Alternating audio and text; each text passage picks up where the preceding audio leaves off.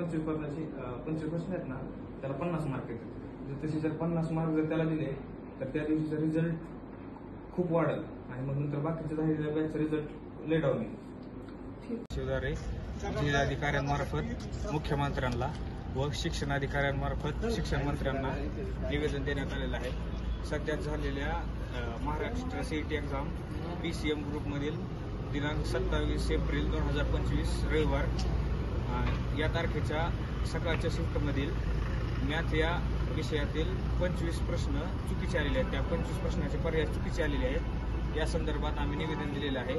तरी माझी महाराष्ट्रातील सर्व अशाच विद्यार्थ्यांना विनंती आहे की आपण सुद्धा आपल्या येथील जिल्हाधिकारी कार्यालय व शिक्षणाधिकारी कार्यालय येथे निवेदन द्यावे व या गोष्टीला पाठिंबा द्यावा. याचाच फरक आपल्या पर्सेंटाईलमध्ये पडणार आहे. जर त्या दिवशीच्या त्या मार्क्स जर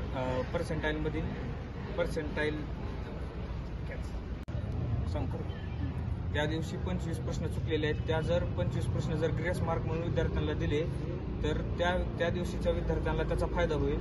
पण इतर दिवशीच्या विद्यार्थ्यांना त्याचा फायदा न होता त्या दिवशीची पर्सेंटाईल वाढेल, दुसऱ्या दिवशीच्या विद्यार्थ्यांना त्याचा फायदा होणार नाही. आणि त्याचबरोबर आमची एवढीच विनंती आहे की या गोष्टीकडे सर्वांनी लक्ष द्यावे. म्हणजे सीईटी सेलला ज्यावेळेस आम्ही ईमेल केले त्यावेळेस त्यांचा रिस्पॉन्स काहीच आलेला नाही. त्यांचा रिस्पॉन्स फक्त असा आलेला आहे की आता 10 ते 15 दिवसानंतर रिझल्टचे 2 ते 3 दिवस आधी आम्हाला आन्सर की येते. त्यावेळेस आम्हाला त्या क्वेश्चनवर आर्ग्युमेंट करायला जमतं व त्यावेळेस ते आर्ग्युमेंट करण्यासाठी पर क्वेश्चनला 1000 रुपये आहेत. याचबरोबर 25 जर प्रश्नांची विचार केला तर 25,000 रुपये देणे हे सर्वसामान्य कुटुंबातील विद्यार्थ्याला जमणार नाही. यावर सरकारने एवढीच निर्णय घ्यावा की त्या दिवशी 27 तारखेचा पेपर व त्या विद्यार्थ्यांचा पेपर रिपीट करावा ही विनंती.